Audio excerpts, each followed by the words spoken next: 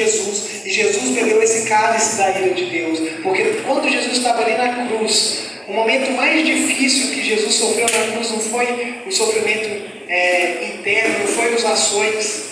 O sofrimento que Jesus mais teve foi quando ele exclamou: Eli, Eli, lama sabachthani. Deus meu, por que me desamparaste? Esse foi o momento que Jesus mais sofreu, queridos.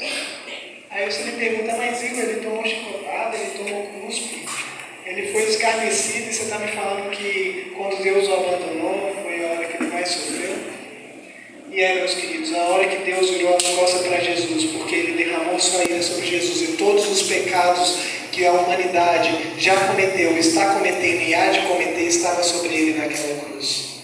Ele bebeu um cálice que ninguém aqui poderia tomar. Ele bebeu um cálice e quando Deus olhou para a terra e falou assim: não há um justo sequer, vou ter que enviar o meu filho.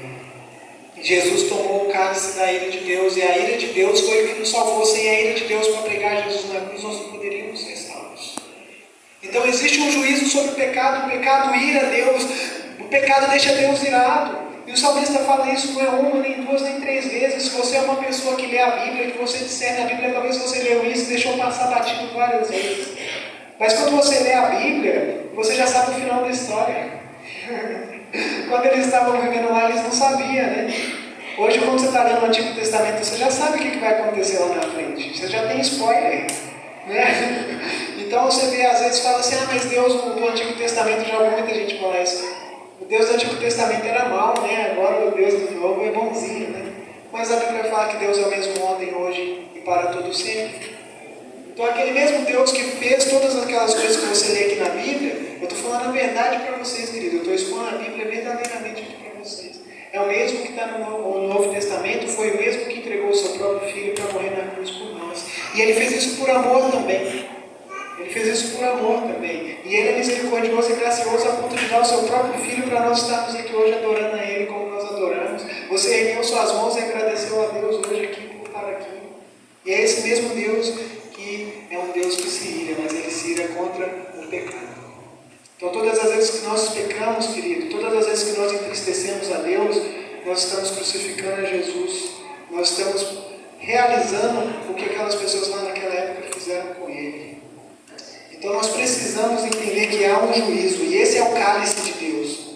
Mas aí eu quero lembrar vocês que nós introduzimos essa pregação falando da Páscoa, que há uma redenção, há uma esperança, há um livramento para aqueles que pegarem o sangue e passarem nos umbrais.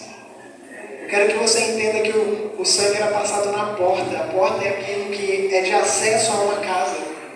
Todo lugar que tem uma porta é porque você pode entrar e sair. E ali o sangue estava nesse lugar de passagem. E é isso que significa Páscoa.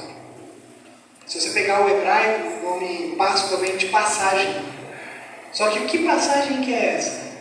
Né? É a passagem da escravidão para a liberdade. É a passagem das trevas para a luz. É a passagem da mentira para a verdade. Essa é a verdadeira Páscoa. E quem tiver com o sangue passado nas suas portas será livre da ira de Deus, vai ser livre da ira do pecado, como aconteceu lá com Noé. Noé ficou anunciando: olha, vai vir um dia e vai chover.